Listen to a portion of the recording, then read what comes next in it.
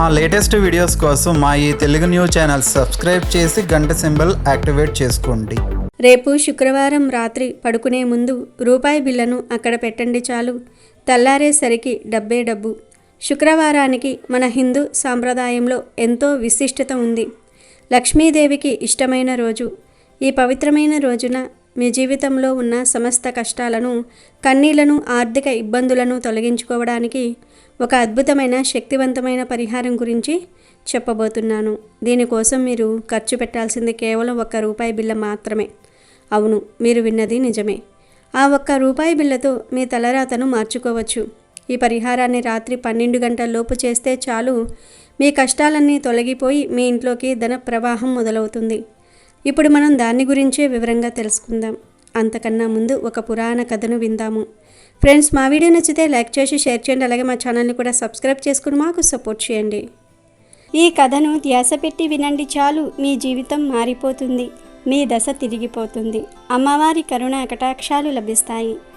ఇది నిజ జీవితంలో జరిగిన కథ.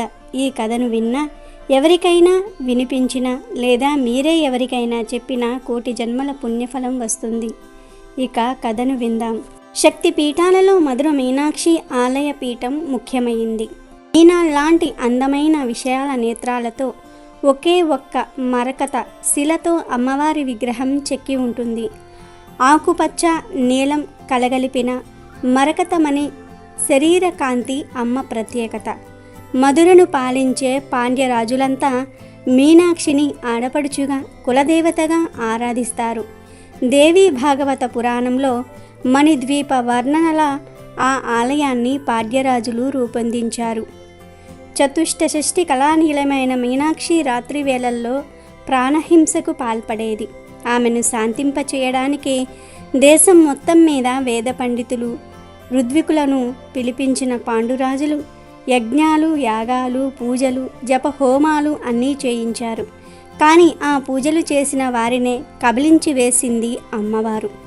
చేసేది లేక నిస్సహాయంగా ఉండిపోయిన పాండ్యరాజులు సూర్యాస్తమయం అయ్యాక నగరంలో ఎవ్వరూ తిరగకూడదంటూ నిషేధాజ్ఞలు విధించారు. ఆ మాట ధిక్కరించి ఎవరైనా బయటకు వస్తే అమ్మవారి కోపాగ్నికి ఆహుతవ్వాల్సిందే.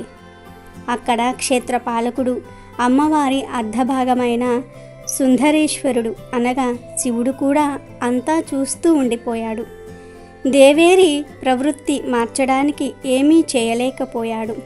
తన శరీరంలో అర్ధభాగమైన అమ్మవారిని అవమానిస్తే తనను తాను అవమానించుకోవటమే అని భావించాడు. అలాంటి సమయంలో మధురలో అడుగుపెట్టారు ఆదిశంకరాచార్యులు. ఆదిశంకరాచార్యులను అత్యంత భక్తి శ్రద్ధలతో ఆహ్వానించిన పాండ్యరాజులు సకల మర్యాదలు చేశాడు. అయితే ఈరోజు రాత్రి తాను మధుర మీనాక్షి ఆలయంలో ధ్యానం చేసుకుంటాను అన్న ఆదిశంకరాచార్యుల మాట విని పాండ్యరాజు వణికిపోయాడు. వద్దు స్వామి, వద్దు. మేము చేసుకున్న ఏ పాపమో, ఏ శాప ఫలితమో చల్లని తల్లి రాత్రివేళ తాపస శక్తిగా మారి కంటికి కనిపించిన ప్రాణిని బలి తీసుకుంటోందని రాజ్యంలో జరుగుతుందంతా కూడా చెప్పాడు రాజు. అంతా విన్న శంకరాచార్యులు సన్యాసులు గృహస్థుల భిక్ష స్వీకరించే వరకే ఉండాలి, కానీ ఆ తర్వాత ఆ ఇంట ఉండరాదని చెప్పి జగన్మాత ఆలయానికి వెళ్తాను, అడ్డు చెప్పొద్దన్నారు. దివ్య తేజస్సుతో వెలిగిపోతున్న ఈ బ్రహ్మచారిని ఇక చూడనేమో అని పాండ్యరాజు ఆవేదన చెందాడు. ఆది శంకరాచార్యులను ఆలయంలోనికి తీసుకుని వెళ్ళి తిరిగి అంతఃపురానికెళ్ళాడు. పాండ్యరాజుకు ఆ రాత్రంతా నిద్రలేదు. యువ సన్యాసిని అమ్మవారు బలి తీసుకుంటుంది, ఆ పాపం నా వంశాన్ని పట్టి పీడిస్తుందని బాధపడసాగాడు. చీకటి పడింది. గర్భగుడికి ఎదురుగా ఉన్న విశాలమైన మండపంలో పద్మాసనం వేసుకుని ఆదిశంకరాచార్యులు ధ్యానంలో కూర్చున్నారు. గర్భగుడిలో అమ్మవారు అత్యంత ప్రశాంతంగా కరుణారసాన్ని కురిపిస్తున్నట్టుంది. అప్పటి వరకు అక్కడి వాతావరణం ప్రశాంతంగా ఉంది. ఉన్న పాటుగా ఆలయంలోని గంటలన్నీ వాటంతటా అవే మోగసాగాయి. ఆలయం మొత్తం దీపాలు వెలిగాయి. గర్భగుడిలో ఉన్న అమ్మవారు మెల్లగా లేచి నిల్చుంది. అర్ధనారీశ్వరుడి వైపు తిరిగి నమస్కరించింది. అడుగులో అడుగు వేస్తోంది. ఇంతలో ఎదురుగా విశాలమైన మండపంలో ధ్యాన సమాధిలో ఉన్న యోగిని గమనించింది. ఎవరితడు ఇంత తేజస్సుతో బాలశివుడిలా ఉన్నాడేంటి? తనను చూస్తే అమ్మ ప్రేమ పెళ్ళుబుక్కుతుందేంటో అని అమ్మవారు తనకు తానే ప్రశ్నలు సంధించుకుంది. కానీ ఇదంతా గర్భగుడి గడప దాటే వరకే. మరుక్షణం ఓ నీడలాంటి రూపం ఆమెను ఆవహించింది. సాత్విక రూపం పోయి మహాకాళి స్వరూపంగా మారిపోయింది. అప్పుడే కళ్ళు తెరిచిన ఆదిశంకరాచార్యులు అమ్మవారిని కళ్ళారా చూశారు. తల్లి ఎంత అందవిహీనంగా ఉన్నా పిల్లలకు అందంగానే కడుపడుతుందన్నట్లు ఆదిశంకరాచార్యులు అమ్మవారిని చూసి మాతృమూర్తిగా భావించి స్తుతించటం మొదలుపెట్టారు. ఆదిశంకరాచార్యులను కబలించేందుకు అడుగులు ముందుకేస్తూ వస్తున్న మీనాక్షి ఆ శ్లోకం విని చటుక్కున ఆగిపోయింది. మీనాక్షి కొలువైన క్షేత్రం ఎంత అద్భుతమైనదో శ్లోకం రూపంలో చెప్పాడు ఆదిశంకరాచార్యుల వారు. అప్పుడు ఆలోచనలో పడిన అమ్మవారు ఎదురుగా ఉన్న ఆదిశంకరాచార్యులను, నువ్వు ఎవరు? నేను సంహారం చేపట్టే సమయంలో ఇక్కడేం చేస్తూ ఉన్నావు? అడ్డు తొలగు అంది. నువ్వు నాకు ఆహారం అవ్వాల్సింది, కానీ నీ వాక్కు విని ఆగిపోయానని చెప్పింది మీనాక్షి అమ్మవారు. అమ్మవారికి సాష్టాంగ దండ ప్రణామం చేసిన ఆదిశంకరాచార్యులు అంబా శంభవి చంద్రమౌళి రబల అంటూ స్తుతించారు. కరిగిపోయిన ఆ తల్లి ఏ వరం కావాలో కోరుకో అంది. అమ్మ, నాతో పాచికలాడతావా అని పసిపిల్లవాడు అడిగినట్లుగా అడిగాడు బాలశంకరుడు. తప్పక ఆడతాను నాయనా, కానీ ఆటన్నాక పందెం ఉండాలిగా, అందుకే ఓ నిబంధన పెడతా అంది మీనాక్షి. నేను ఓడిపోతే నా భర్త ఆజ్ఞ మేరకు సంవత్సర కాలం నడుచుకుంటాను. నువ్వు ఓడిపోతే నేను వేసే ప్రశ్నలకు వివరంగా విసుక్కోకుండా సమాధానం చెప్పాలంది. ఆ ప్రశ్నలకు సమాధానంగా వచ్చినవే దేవతా స్తోత్రాలు, కవచాలు, సహస్ర అష్టోత్తర శతనామా స్తోత్రాలు. మా ఆటలో నువ్వు ఓడిపోతే ఈ సంహార కార్యక్రమం ఆపేయాలి. నేను ఓడితే మొదట ఆహారం అవుతా అన్నాడు ఆదిశంకరాచార్యుడు.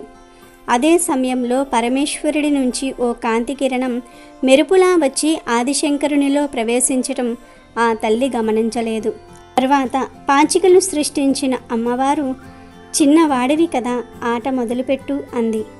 పరమేశ్వరుడితో తప్ప మరెవ్వరితోనూ పాచికలాడని తల్లివి, సాధారణ మానవుడినైనా నాతో ఆడడానికి అంగీకరించావు.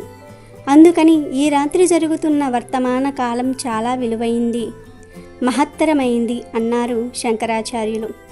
నిన్ను స్మరిస్తూ ఆడతాను తల్లి అంటూ ఆట మొదలుపెట్టారు శంకరాచార్యులు.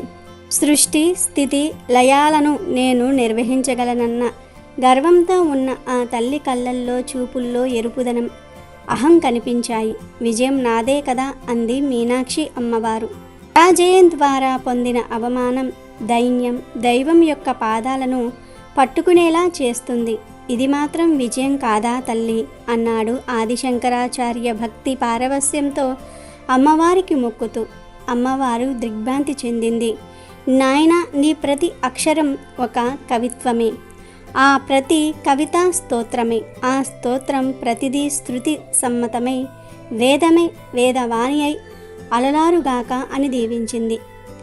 ఆట పూర్తయ్యే వరకు గర్భగుడిలోనే ఉంటానని చెప్పి వెనక్కి వెళ్ళి తన స్థానంలో కూర్చుంది మధుర మీనాక్షి. ఆ క్షణం ఆమె శాంత స్వరూపిణిగా మారి ఈ యోగిని ఓడించకూడదని అమ్మలా ఆలోచించింది. ఆది శంకరాచార్యులి తొలి విజయం ఇదే. సంహారానికి వెళ్తున్న అమ్మవారిని వెనక్కు పంపించి మళ్ళీ శాంత స్వరూపిణిగా మార్చారు. వరుస శ్లోకాలు చెప్తూ అమ్మను స్తుతిస్తూ ఆట తెల్లవారే వరకు సాగింది. అప్పటికే తేరుకున్న మధుర మీనాక్షి, కాసేపట్ల సూర్యుడు వచ్చేస్తాడు, తాను ఓడిపోతే సంహారం ఆపేయాలంటూ ఆట మీద దృష్టి కేంద్రీకరించింది మీనాక్షి అమ్మవారి కుండలిని యోగ శ్లోకాలు సహస్రనామ స్తోత్రం చదువుతూ పాచికలు కదిపారు. దూరంగా శివభక్తుల రాక, నమక చమకాలు, అమ్మవారి సుప్రభాత గానాలు ప్రారంభమయ్యాయి. నాయన, చివరి పందెం నాది. నా పావులన్నీ మధ్యగడిలోకొచ్చాయి, నేను గెలిచాను అంది అమ్మవారు. నీ చేతిలో ఓటమి కంటే నీ బిడ్డకు కావాల్సింది ఏముందన్నాడు ఆదిశంకరాచార్యులు. ఆటవైపు ఒక్కసారి తేరిపారి చూసి, చూడమ్మా, సంఖ్యాశాస్త్రపరంగా, అక్షర సంఖ్యాశాస్త్రపరంగా, మంత్రశాస్త్రపరంగా గెలుపు నాది అన్నారు. నవావరణలతో కూడిన శ్రీచక్ర రూపం. శ్రీచక్రంలోని ఉగ్ర బీజాలు మాయమై నీలో తాత్కాలికంగా ఆవహించిన తాపసశక్తి మాయమైంది. శ్రీచక్రం నీ దేహమైతే సహస్రనామావళి నీ నామం. నీ అపార కరుణతో ఈ రాత్రంతా నా తపస్సు ధారపోసి నేను ఏర్పరిచిన ఈ శ్రీచక్ర రాజ్యాన్ని నీవు తిరస్కరిస్తావా? నీవు చేసిన ఈ సృష్టిని, నీ ఉనికిని నీవే అర్ధరహితమని నిరూపిస్తావా? అలా చేస్తే అస్తికత ఉండక నాస్తికత ప్రబలి సర్వ సృష్టి నాశనమవుతుందని చెప్పి ఆగిపోయారు ఆదిశంకరాచార్యులు. అప్పటి వరకు పాచికలు ఆడేందుకు గీచిన గడులు శ్రీచక్రం అని గాని తనను అందులో ప్రతిష్ఠించాడు అంటే బంధించాడు అని అమ్మవారు గుర్తించలేదు. అప్పుడు కళ్ళు తెరిచిన పరమశివుడు, దేవి, నీ అహాన్ని, నీ తాపస స్వభావాన్ని అదుపు చేయలేకపోయాను. ఎందరో నిర్దాక్ష్యంగా బలైపోయారు. ఈ ప్రాణికోటిని రక్షించేదెవరు? నీ తాపస శక్తినెవరు జయించలేరు. నేను ప్రయత్నం చేస్తే నా అర్ధ శరీరాన్ని అవమానపరచటమే అవుతుంది. అందుకని సకల దేవతలు నేను సాక్షిభూతాలుగా ఉండిపోయాము. నీ తాపస శక్తిని అదుపు చేయగల యంత్రాన్ని మంత్రపూతంగా సిద్ధం చెయ్యాలి. అందుకు ఒక కారణ జన్ముడు దిగిరావాలి. ఏ మలినం అంటని బాల్యంలోనే సన్యసించి సర్వదేవతా సాక్షాత్కారం పొంది మంత్రతృష్టగా మారాలి. నీ అనుగ్రహానికి పాత్రుడై నిన్ను తన మాతృ ప్రేమతోనే జయించగలగాలి. అందుకే ఆ సమయం కోసం వేచి ఉన్నాను. ఇతడు నా అంశతో జన్మించిన అపర బాలశంకరుడు. నిరాడంబరముగా సాగించిన అతని పర్యటన యొక్క ఉద్దేశం అతని హృదయానికి పరమశివుడినైన నాకు మాత్రమే తెలుసు అన్నాడు శివుడు. ఆ మాటలు విని అమ్మవారి ముఖంలో ప్రశాంతత చోటు చేసుకుంది. ఆలయంలో రాత్రి ఏం జరిగిందో అనే భయంతో పాడ్యరాజు తెల్లవారేసరికి పరుగులు తీశారు. అక్కడ కనిపించిన దృశ్యం చూసి ఆశ్చర్యపోయాడు.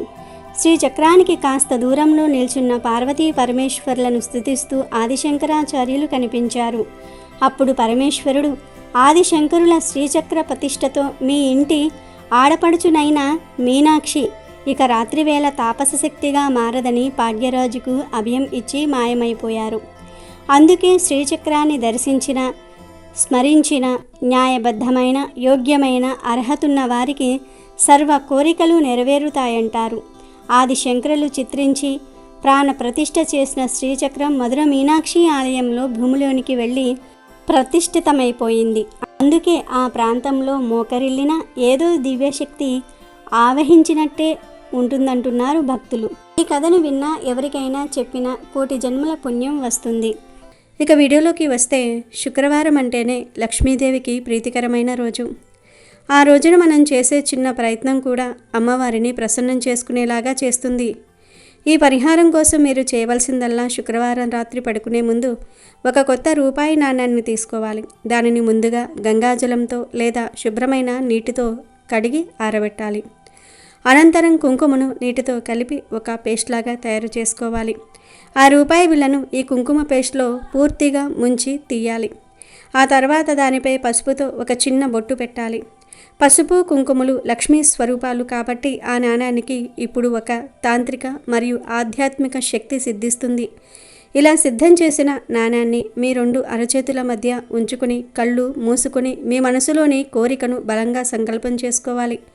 మీ ఇంట్లోని దారిద్ర్యం తొలగిపోవాలని, అప్పుల బాధల నుండి విముక్తి కలగాలని, ఆదాయ మార్గాలు పెరగాలని మనస్ఫూర్తిగా ప్రార్థించాలి. మీ ఆలోచనలు ఎంత బలంగా ఉంటే ఆ నాణం అంతటి శక్తిని గ్రహిస్తుంది. ఆ తర్వాత ఆ నాణాన్ని మీ బెడ్రూమ్లో ఎవరికీ కనిపించని ఒక సురక్షితమైన ప్రదేశంలో ఒక తెల్లటి కాగితంపై పెట్టి ఉంచాలి. అది మీ తలగడ కింద కావచ్చు. మన హిందూ సాంప్రదాయంలో, సనాతన ధర్మంలో ప్రతి వస్తువుకు, ప్రతి ఆచారానికి వెనుక ఒక గూఢమైన శాస్త్రీయమైన అర్థం ఉంటుంది. మనం రోజూ చూసే రూపాయి బిళ్ళను కేవలం డబ్బుగానే, ఒక లోహపు ముక్కగానో చూసాము. కానీ దాని వెనుక ఉన్న ఆధ్యాత్మిక శక్తి అపారమైనది. మనం ఏ శుభకార్యం తలపెట్టినా, ఏ పూజ చేసినా, దేవుడికి నైవేద్యం పెట్టినా, హారతి పళ్ళెంలో అయినా, ఎవరికైనా దక్షిణ ఇచ్చినా కూడా ఒక రూపాయి బిళ్ళను జత చేసి ఇస్తాము. ఉదాహరణకు 101, 501, 1116 ఇలా చివరన 1 రూపాయిని ఎందుకు చేర్చుతాము? 100 రూపాయలు ఇవ్వవచ్చు కదా. ఆ 1 రూపాయి ఎందుకు అంటే ఆ 1 అనేది పరిపూర్ణతకు సంకేతం. ఆ 1 అనేది ఆరంభానికి, బీజానికి సంకేతం. ఆ 1 లేకపోతే ఆ సంఖ్య అసంపూర్ణంగా ఉంటుంది. ఆ 1 రూపాయిని చేర్చడం ద్వారా మేము ఇచ్చే ఈ కానుక పరిపూర్ణమై ఇంకా అభివృద్ధి చెందాలి అని మన సంకల్పం చేస్తున్నాము. ఆ 1 అనేది పరమాత్మకు సంకేతం. మనం ఇచ్చేది పరిపూర్ణ ఫలంతో వృద్ధి చెందుతూ ఉండాలని కోరుకోవటమే దాని అంతరార్థం. రూపాయి బిళ్ళను సాక్షాత్తు లక్ష్మీదేవి స్వరూపంగా భావిస్తాము. ధనానికి అధిపతి ఆ శ్రీ మహాలక్ష్మి. ఆ తల్లి అనుగ్రహం లేనిదే గడ్డి పోచ కూడా కదలదు. అందుకే రూపాయి నాణాన్ని లక్ష్మీదేవిగా పూజిస్తాం. అంతేకాకుండా లోహంతో తయారు చేయబడిన ఈ నాణెం భూమి నుండి లభిస్తుంది. లోహాలన్నీ భూమాత గర్భం నుండి వచ్చినవే కాబట్టి ఇది భూదేవి అంశాన్ని కూడా కలిగి ఉంటుంది. అందుకే శుక్రవారం రోజు, దీపావళి రోజు లక్ష్మీదేవి పూజలో కొన్ని రూపాయి బిళ్ళలను పసుపు నీటితో శుభ్రం చేసి అమ్మవారి పాదాల దగ్గర పెట్టి పసుపు కుంకుమలతో పూజిస్తే ఆ ఇంట్లో సిరి సంపదలకు, ధనధాన్యాలకు ఎప్పటికీ లోటు ఉండదని మన పెద్దలు బలంగా నమ్ముతూ ఉంటారు. అది ఒక శక్తి కేంద్రం. దానికి ఉన్న భావాలను, మన సంకల్పాలను, మన కోరికలను గ్రహించే శక్తి ఉంది. లోహానికి ఉన్న సహజమైన గుణం ఇది. అది మన శరీరంలోని ప్రాణశక్తిని, మనసులోని ఆలోచన తరంగాలను ఇట్టే పీల్చుకుంటుంది. అందుకే మనం మంత్ర జపం చేసేటప్పుడు రాగి చెంబులో నీటిని పెట్టుకుంటాం. లోహపు విగ్రహాలను పూజిస్తే ఫలితం అనేది బాగా పనిచేస్తుంది. అందుకే పూజలలో, వ్రతాలలో, ముఖ్యమైన తాంత్రిక పరిహారాల్లో కూడా రూపాయి బిళ్ళను విరివిరిగా ఉపయోగిస్తారు.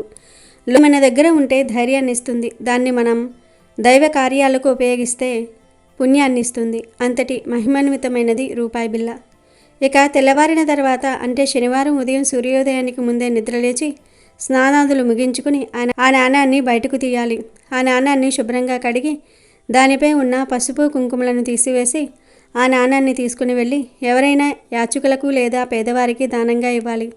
ఇలా దానం చేయటం వల్ల మీకున్న దరిద్రం, దోషాలు తొలగిపోతాయి. రూపాయి బిళ్ళ చిన్నదే కావచ్చు కానీ అది మన దరిద్రాన్ని తీసివేసి ఐశ్వర్యాన్ని ఇచ్చే ఒక శక్తివంతమైన సాధనంగా మారుతుంది. లోహాలకు గ్రహ గతులను మార్చే శక్తి ఉంటుంది కాబట్టి ఈ ప్రక్రియ ద్వారా మీ జాతకంలోని దోషాలు కూడా తొలగిపోయే అవకాశం ఉంది. రూపాయి అనేది ఒక నిరంతర ప్రవాహానికి గుర్తు. అది ఎక్కడా ఆగదు. అందుకే మనం దానం చేయటం ద్వారా మన దగ్గర ఉన్న నెగిటివ్ ఎనర్జీని పంపివేసి సానుకూలమైన కొత్త ధనాన్ని ఆహ్వానిస్తున్నాం. నమ్మకమే సర్వస్వము. సనాతన ధర్మంలో చెప్పబడిన ఈ పరిహారాలు వేల ఏళ్లుగా వంశ పారంపర్యంగా వస్తున్నవి. ఏ ఒక్క రూపాయిని మనం చిన్నచూపు చూస్తామో అదే రూపాయి మన కష్టకాలంలో కొండంత అండగా నిలుస్తుంది. డబ్బు రావటమే కాదు, వచ్చిన డబ్బు నిలబడాలన్నా, ఖర్చులు తగ్గాలన్నా ఇలాంటి పరిహారాలు ఎంతో మేలు చేస్తాయి. వీడియో నచ్చితే లైక్ చేయండి, షేర్ చేయండి, బట్ సబ్స్క్రైబ్ చేసుకోవడం మర్చిపోవద్దు.